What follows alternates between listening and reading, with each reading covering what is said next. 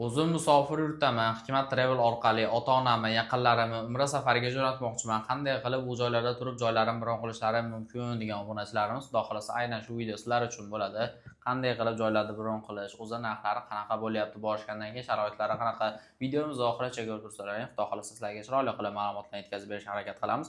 Bugun Hikmat Travel Abdug'ofur aka oldinlarida, xudo xolasa mehmonda biz. Bizga layklarni bosib qo'llab-quvvatlab tursalaring, biz videomizni boshladik. Assalomu alaykum aka, yaxshimisiz? Va alaykum assalom. Assalomu alaykum hurmatli obunachilar. Aka, biz obunachilar uchun endi yangi reyslar narxlarini tushuntirib berasiz. Keyin aka bizni musofirlikdan kuzatayotgan obunachilarimiz bor. Qanday qilib joylarini bron qilishadi, shuni ham bitta to'liq ma'lumotini berib o'tsangiz. Xo'p bo'ladi. Mana shu nomerlarimizda Telegram, WhatsApplar ishlayapti. Zagram pasportlarini tashlab bersa bo'ldi. Qolgan hamma ishni o'zimiz qilamiz. Yetadi, bitta joylarni bron qilib bizga chisloda aytishadi. Bir kun aqabaqa bo'lib qoladi. O'sha chislolarga to'g'rilab qo'yib beramiz. Endi qaysi kunlarga bor deydigan obunachilarimiz uchun 23-avgust va 29-avgust, 30-avgust kunlari Farg'onadan reyslarimiz bor.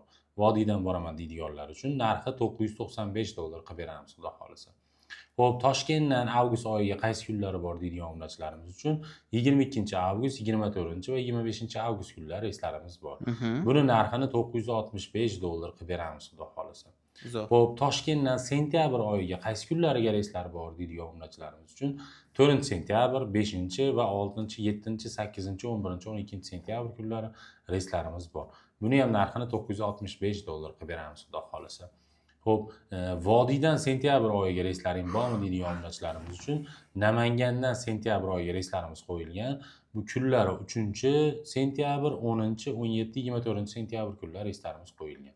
Bularning narxini $995 qilib beramiz, xudo xolasa. Bemalol aloqaga chiqib joylaringni bron qilsalaring bo'laveradi. Zo'r. O'zlariga qulay bo'lganidan ketsa bo'lar ekan, xolasa Toshkentdan, xolasa Vodiydan. To'ppa-to'g'ri.